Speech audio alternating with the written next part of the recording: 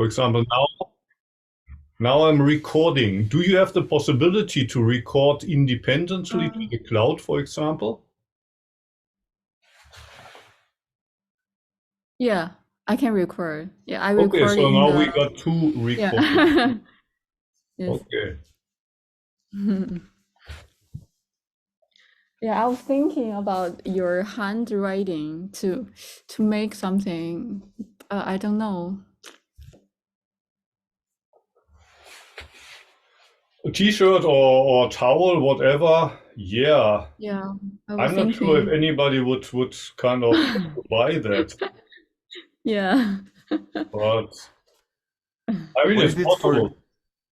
what if it's for charity? I was thinking I Yes. wanted her to do something for like to help people like like orphans or people with cancer or something, but like it's Yes. not so easy to do it sometimes. Mm. I think No, German I people mean though, we can announce it during this Monday class, but I mean there's hardly 20 people, and even if half of the people buy it, that's 10 t-shirts. That's not Yeah. Yeah. super, Yeah. and it's hard to reach. Yeah, it's a little difficult. Mm. Yeah.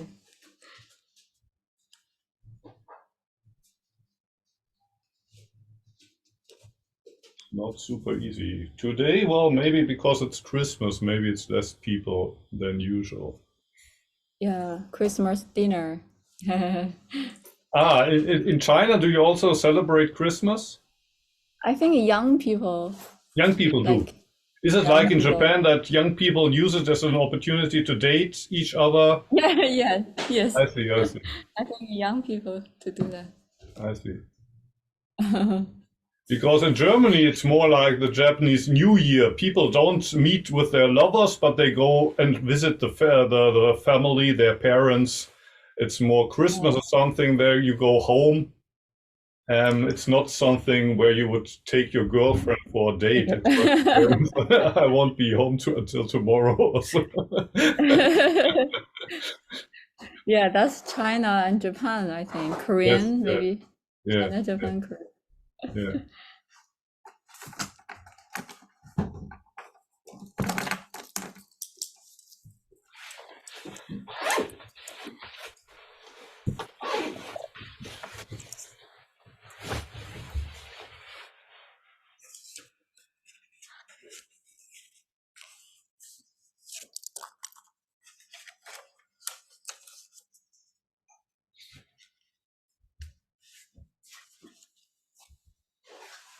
Oh, Antaiji, they're going to have the meditation, the session.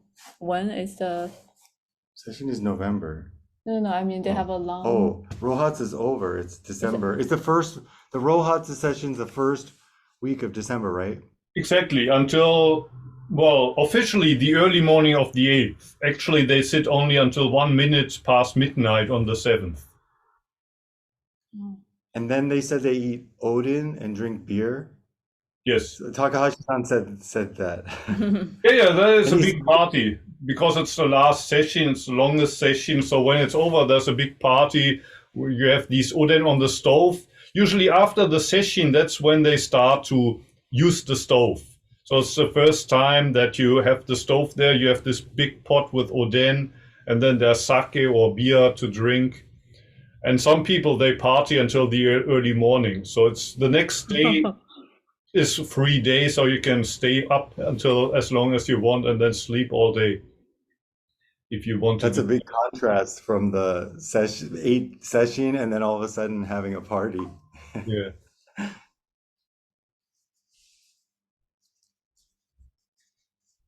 The Rinzai Shu, do they do a longer session on the Rohatsu, or are they always the same in your It's usually experience? always 1 week, but you sleep less during Rohatsu. So during ordinary session, you have maybe 4 hours at night where you can sleep. But during Rohatsu, usually it's only 1 hour and you can't lie down. So you're allowed to sit 1 hour, but in the sitting posture. You can lean back against the wall, but you're not allowed to lie down for the whole week. So it's So you extremely did strict. that one? Did you try that? Yes, yes. When I was in the Rinzai monastery, I did that as well.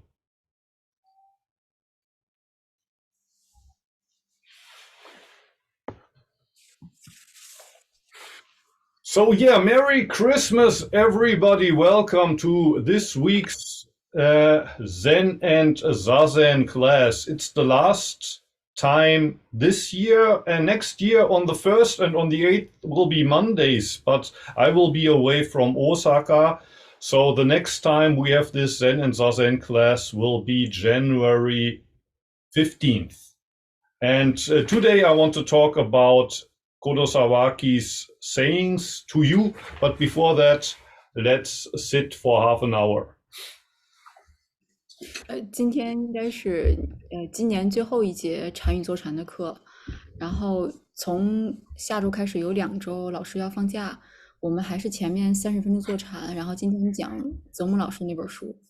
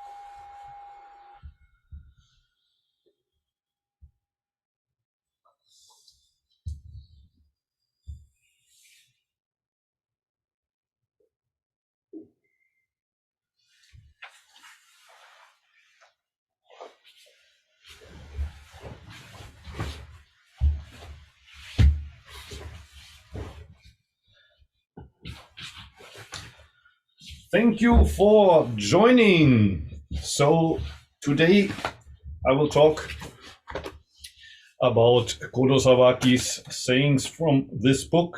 We are on page 28, and I'm going to start with the second quote. It goes like this: "For ordinary people, there is only love or hate, profit or loss, good or bad, victory or loss. In the end, we have to realize that none of that is good for anything. And in the end, we come to the practice of Zazen, simply practicing that what isn't good for anything."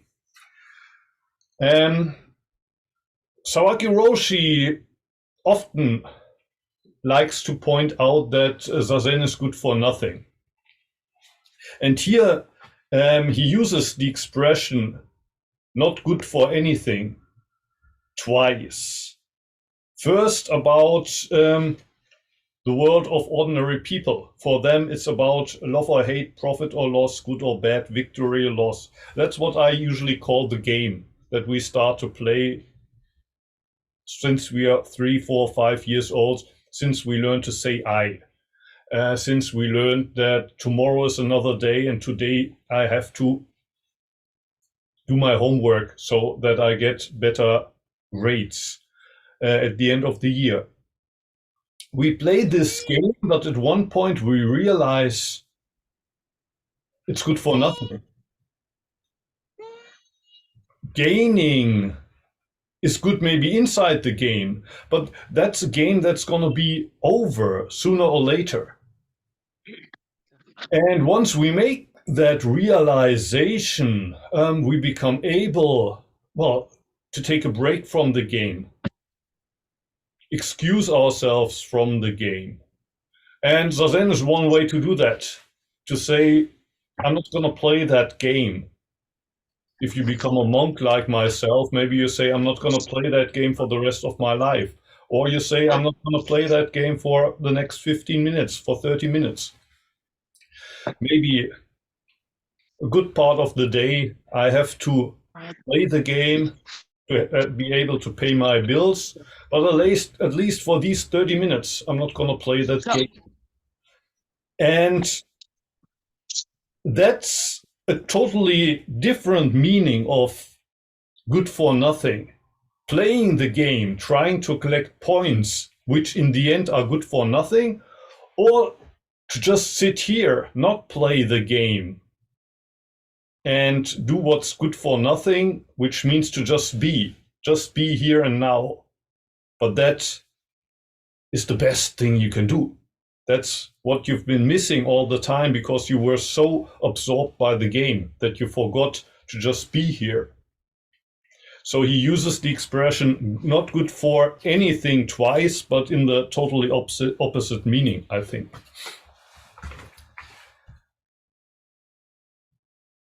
Okay, if you like, Xuan-san, maybe you can translate. 老师刚才读了一段儿，就是对我们普通人、凡人来说，或者只有喜欢还是讨厌，有议论还是我们，失去了什么，是好的还是坏的，是成功了还是失败了。其实，在最后最终我们意识到这些好像，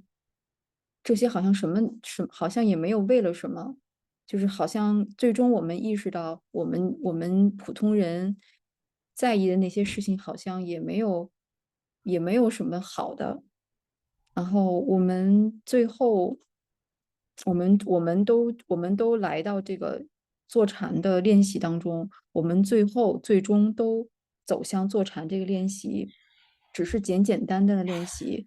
当我们意识到好像不为了什么的时候，呃，我们坐禅不是为了任何事情的时候，我们只是简单的练习。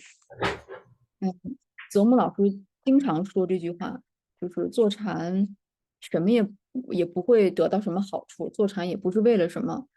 泽木老师特别喜欢说这句话，而在这短短的就是这短短的几句当中呢，泽木老师提到了2次。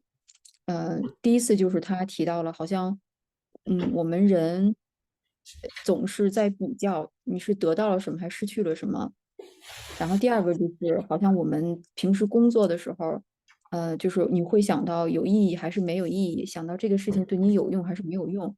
就是说，我们老师之前他经常提到那个游戏，我们从会开始说话开始，我们从当大概可能3岁5岁的时候，当我们知道用"我"这个词的时候，其实就已经开始玩这个游戏了。然后慢慢的意识到，哦，原来好像我们这么追求追逐，好像也得不到什么。真真正正意识到，好像这个游戏也没有什么意义的时候，其实坐禅只是一个方法。或者你像老师一样变成一个和尚，然后你就放弃了从这个游戏当中走出来，或者是如果你每天可能只是20分钟、15分钟、半个小时从这个游戏当中走出来，一天当中的其他时间你不得不去工作，你不得不在这个游戏当中也是可以的。当我们意识到其实你能做的最好的事情就是在这里，然后意识到现在，其实就是你能够做好的事情，大概是这个意思。Okay, shall we do another quote? The next one is a little bit longer, but it goes in the same direction. I will read it. Ordinary person. So that's basically a word for all of us. Wompu in Japanese. Ordinary person is the expression for someone who gropes around in the dark, led astray by confusion. Another metaphor for ignorance, not knowing why we're here in this world, not knowing where we're going, and not knowing who we are in the first place. We don't know what life is about in the first place. Thus, we grope around in the dark, led astray by confusion. What is this confusion really? In the end, it doesn't have any substance. That's why being led astray by confusion is like playing tug of war with the clouds. You're pulling or you're being pulled by something that doesn't have a substance in the first place. Also this winning and losing. It's like playing Monopoly, and it's all about this paper money without realizing you can't buy anything with that. We are playing tug of war with the clouds. I think, well, we get all agitated about points which are actually nothing in the end. There's nothing final about winning or losing, so it's stupid to cry with joy when you win and cry in grief when you lose. The substancelessness beyond winning and losing is the true form of all phenomena. Substancelessness beyond winning and losing. Basically, I think it's being just here in this moment. You can't grasp it and you can't preserve it. Sitting for half an hour today will not be the same as sitting for half an hour tomorrow. And if you sit for maybe 3 hours today, you can't make up for the rest of the days in the week. You can't save up on Zazen. It's substanceless. Substancelessness beyond winning and losing is the true form of all phenomena. A Buddha is someone who untangles what's confused. A Buddha untangles the confusion of our desires, misconceptions being absorbed in the game. So a Buddha is somebody who excuses himself from the game. A Buddha is someone who's taking a break from the game. Okay, maybe so much for today. After Xuan-san translates, if you like, you can ask questions. 那后面又读了一段，和前面那个是连着的啊。就是日语里面把这句话翻译成凡夫，就是我们普通人，其实就是一直在黑暗当中摸索着这些人。我们总是被，就是我们总是被自己的幻觉或者是自己，繁琐的思绪而领到另外一个错误的方向。那这些我们一直困惑的是什么呢？我们真正困惑的是什么呢？其实到最后，他其实也没有任何的追随者，就是最后其实你也不知道为什么。那为什么我们要被我们就是自己这些幻想或者是困惑困扰而指向另外一个方向呢？就好像，所以最后呢，其实我们是没有输和赢的，就是怎么老说，最后我们被我们一直困扰和困扰走向的那个方向，其实也是没有输和赢的。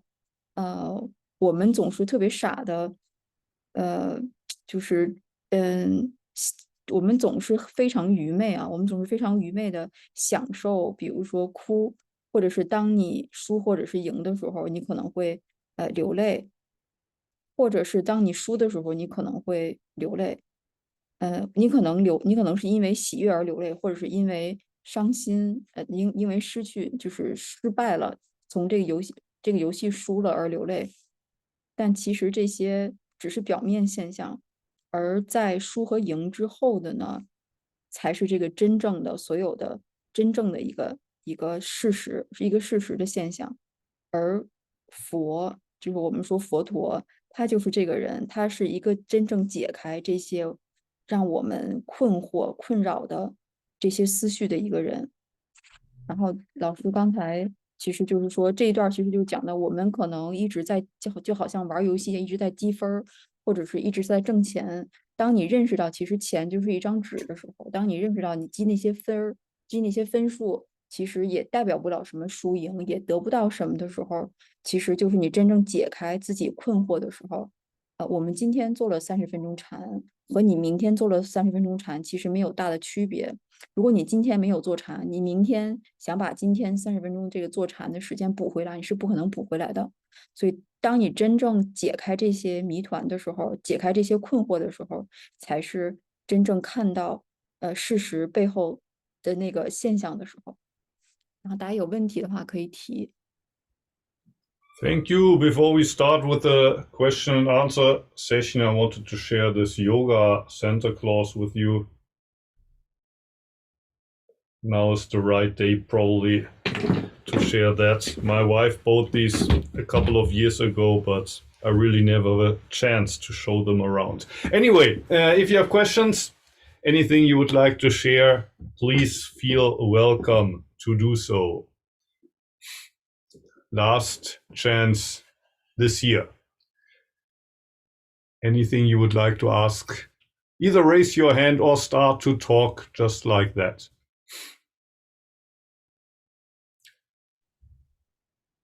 I see your finger raised, Wolfgang. Ja, ich hätte eine Frage. Jetzt nicht, also erstmal frohe Weihnachten und danke für alles. Darf ich auch eine Frage stellen, jetzt nicht zu dem, was du jetzt gesagt hast, sondern eine andere Frage? Ja, klar. Ja, und zwar habe ich verschiedene so Kalligraphien vom Edo Shimano Roshi. Und jetzt habe ich einen Freund, eines von denen zu Weihnachten geschenkt, aber jetzt weiß ich nicht mehr genau, was das heißt. Jetzt habe ich das hier gezeichnet. Das oben heißt, glaube ich, Shin. Was heißt denn dieses untere Zeichen? Tsuki or Getsu, so that's the moon. Moon. The Okay, moon. das ist The moon. So Getsu. Shingetsu would be kind of the mind moon. Mind Moon. Und das war jetzt meine Frage. Mond. Ja. Okay. Schön. Ja, schade, dass du dieses Jahr dann nicht nach Weihan kommst. Das war ein sehr schöner Ort und hat halt nicht geklappt, ne? Irgendwie, dass das. Maybe next year, well, not next year, but 2025 is possible. And also next month, I will give online guidance for the Weihan Wednesday Zazen. Every Wednesday, I think they invite teachers to lead their morning Zazen. So on January 17th, I think I will lead the Weihan online Zazen.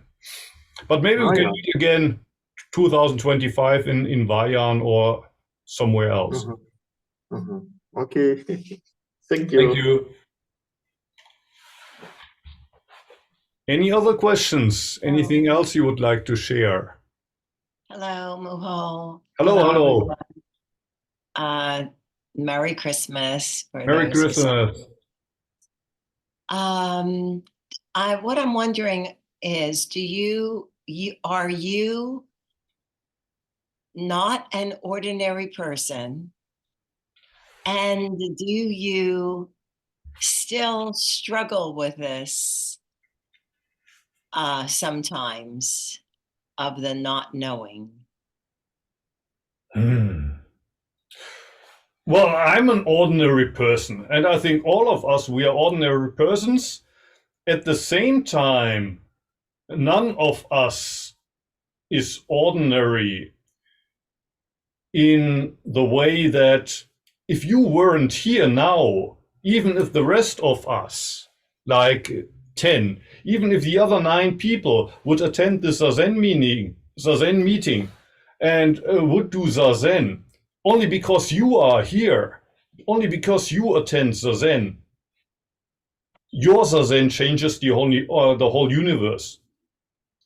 Even if whole of mankind would experience the world as they do, if you're not here, only because you are here right now, the universe appears as it does appear. So in that meaning, none of us is ordinary. Each of us is very special, because if you hadn't been born, there wouldn't be a universe. But at the same time, even the most exceptional person is ordinary. I'm ordinary, and I'm also deluded. There's a lot of things I don't know. And for example, a very how do you say, daily life example is I have fights with my wife, and it's not because my wife. It's also because of me. It's not that my wife is an ordinary deluded person, but I'm enlightened. But we're both ordinary persons, so we clash. And maybe my Zazen practice has helped me a little bit also to realize the way my mind works. But it it has not made me a perfect person. I'm still very, very ordinary. And at the same time, I'm very exceptional. But the same is true for you. The same is true for you. So is there maybe a little bit of correlation, because there's so many, I know once in a while you've mentioned the Catholic faith and that Yes. sort of thing. Could there be a little bit of a correlation between what you're saying and for example, penance? Like the Catholics, they go through life, and they do their thing, and then all of a sudden you have to go to confession, and then you become like, and I'm wondering, it feels, maybe I'm just saying that because I am, a practicing Catholic, but it feels like there's a little bit of something there of a connection, that when you come to sit, that your mind does go through this realization of what is very, of what the real reality is. And I think, as a Catholic, I know when you go to confession, it's kind of like, okay, now this is all those things, like you say, fighting with your spouse or all those things that you do, but then you come to that realization, but it's not always there. And that's why you end up doing these other things. It just makes me think, connect different things, because I feel that everything, every faith, every thing, there is some sort of a connection. Yes. I think so. I'm not very familiar with the practice of the Catholic faith, but I would be surprised if there was no connection. I'm quite sure there's a very deep connection.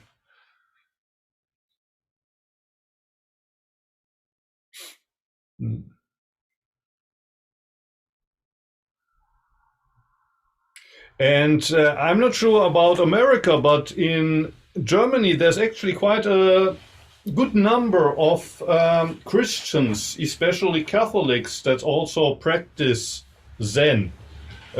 Mostly those are people who are drawn into Catholic mysticism, like Meister Eckhart would be one person that's pretty famous in Germany. And actually the first Zen teachers in Germany that started to teach in the 50s and 60s, They were originally Catholic missionaries that came to Japan and then became interested in Zen.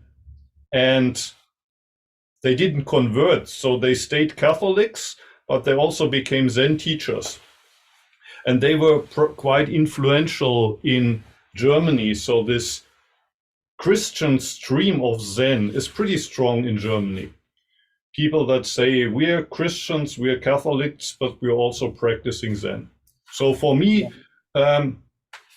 I don't feel like a Christian anymore, but I don't see a contradiction there. I guess there's a strong connection.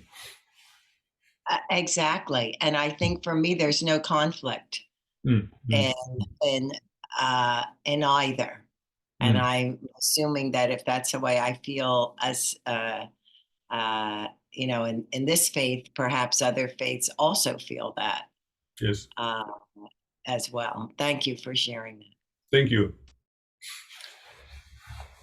Anything else that you would like to ask or share? Tanya, thank you and bye. Thank you for joining, Tanya. See you maybe again next year, January, if you like. Anything else you would like to share or ask? Okay, Christmas, I have a question. Yes, please. I think it's very natural for human beings to feel happy when they get something, and they will feel sad when they lose something. But according to what you have shared tonight, I think the teaching is to teach us care nothing about the outside world, or to care nothing about the materials when human beings can get or lose. So I wonder if you have the feelings of happiness or sadness. Yes, of course I do. And I mean, to live, we need certain things. We need food, we need stuff to drink, we need a house, we have to pay our bills. So we can't avoid to, how do you say, care a little bit about these things. But I think we also know this experience that we want something very strongly. For example, for Christmas, kids, they want this, they want that. You get it and you are happy. But then 3 days after, 1 week after, the new toy is already lying somewhere in the corner.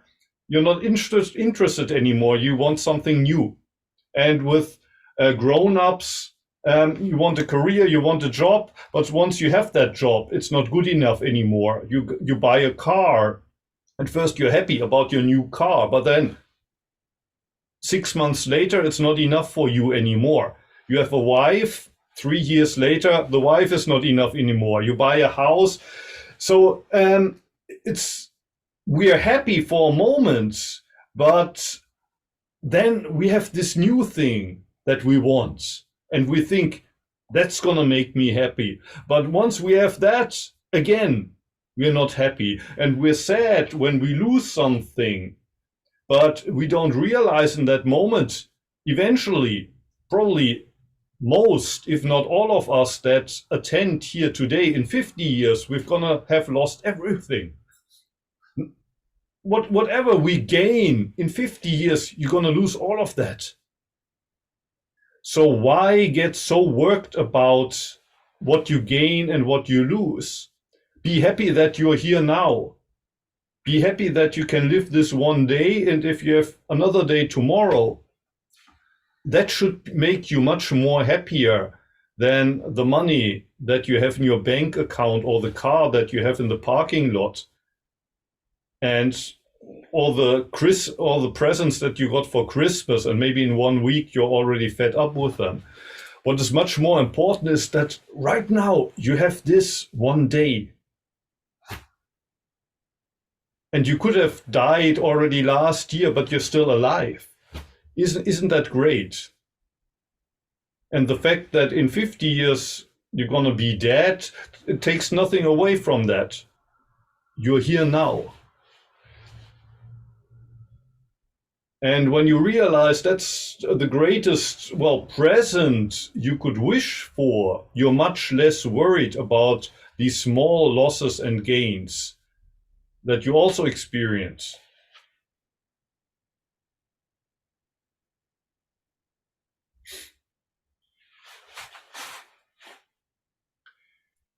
And then Yes, please. maybe there's some safety line. I mean, the bottom line.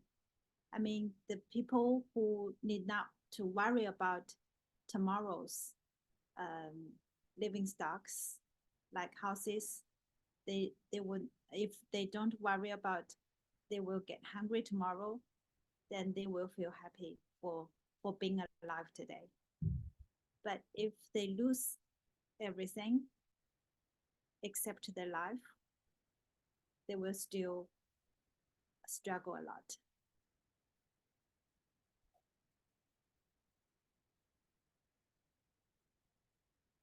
Mm-hmm. I'm not quite sure if you if I understand what you try to say. I'm trying to say that there should be some bottom line for people to cherish the moment. Yes.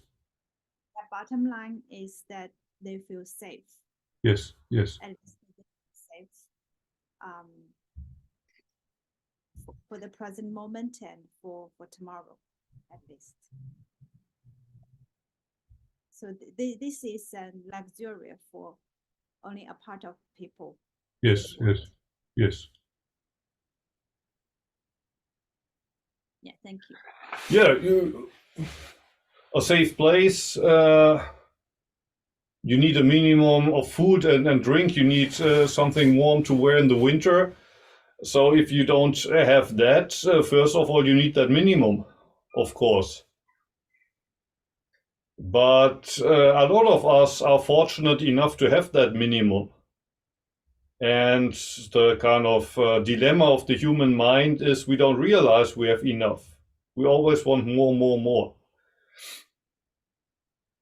But if you don't have even the minimum, of course, you have to do something about that, or society should also try to make sure that everybody, if possible, has the minimum and that they can feel safe.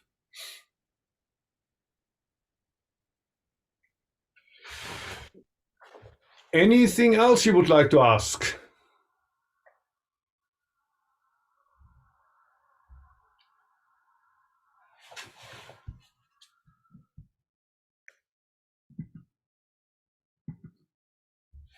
If not, then I thank you for attending today, and if you like, see you again next year. January 15th would be the next time we meet.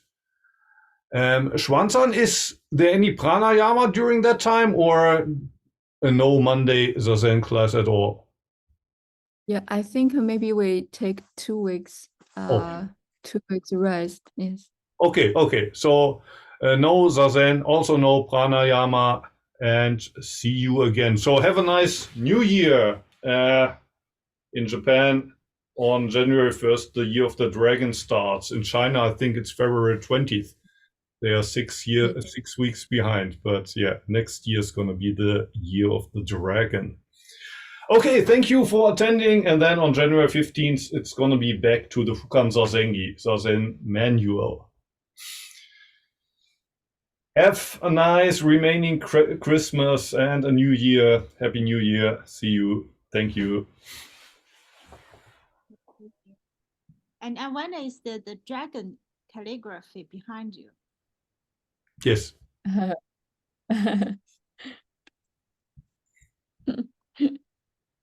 Thank you. Thank you.